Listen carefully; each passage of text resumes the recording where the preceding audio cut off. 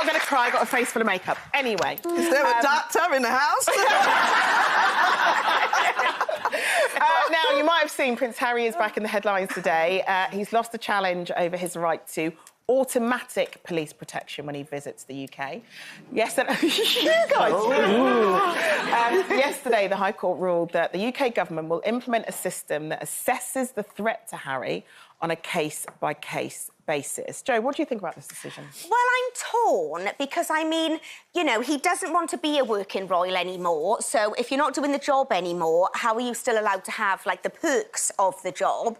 But then also, it's not his fault, you know, that he was born into that, you know, bloodline, that's his family. He can't help any of that.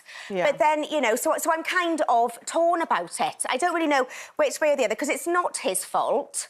But then also, if you're not doing the job anymore, then how can you? And isn't he sort of covered anyway? If he's doing stuff with the royals, won't that just, like, cover him? Yeah, I guess when he's with other royals who are protected by their security, but he's not going to be with them all the time. He wasn't with them when he was staying in a hotel, when he came to visit his father when he was first diagnosed with cancer. I mean, Prince Harry has ruled the decision irrational.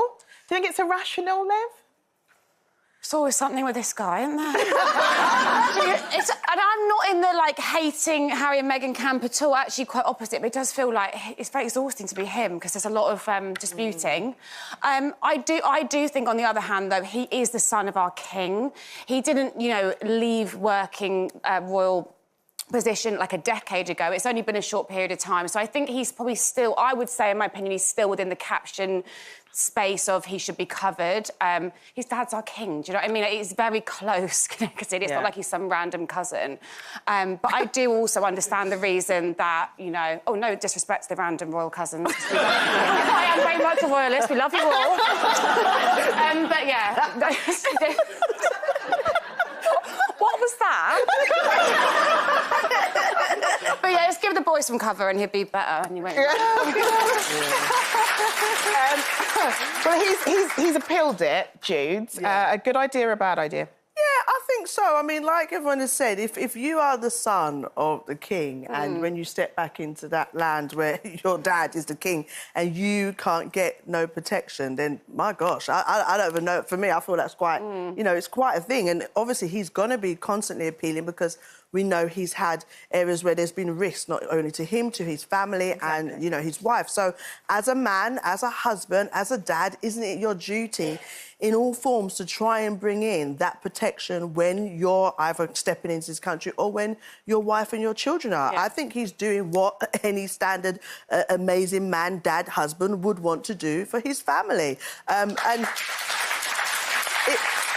I know people say it's a continuous thing, there's always something, but if these walls and stuff are constantly put up when Harry or Meghan are trying to dispute things, then they have to come back, and the repetition is what people are looking at. They're repeating, but actually they're not seeing that they're also probably dealing with the difficulty of, like, wow, I know I've left the roles, but I'm still now at risk. It did get me thinking about those who don't like taking no for an answer.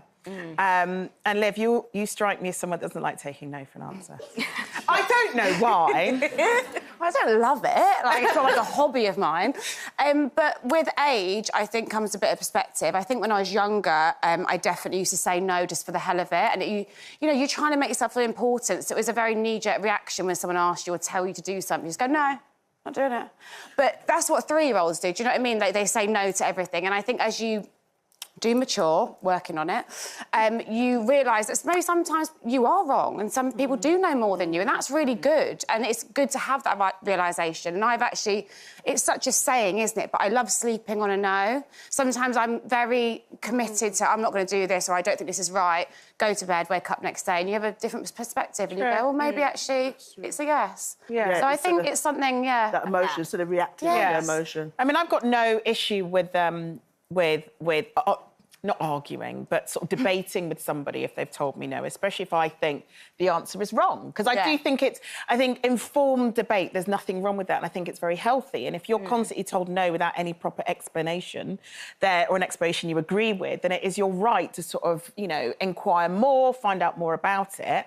You know, and there's a lot of work that I've ended up getting because I haven't taken no for an answer. And I don't see there's anything wrong with that, because when you fight for something you believe in, it can only be right. I remember when I first met my husband, his mum sort of announcing to me quite proudly that he never takes no for an answer. And I remember thinking, well, he will when he meets me. I don't know. But James is like that. You'll say no, and then he'll keep going and keep going.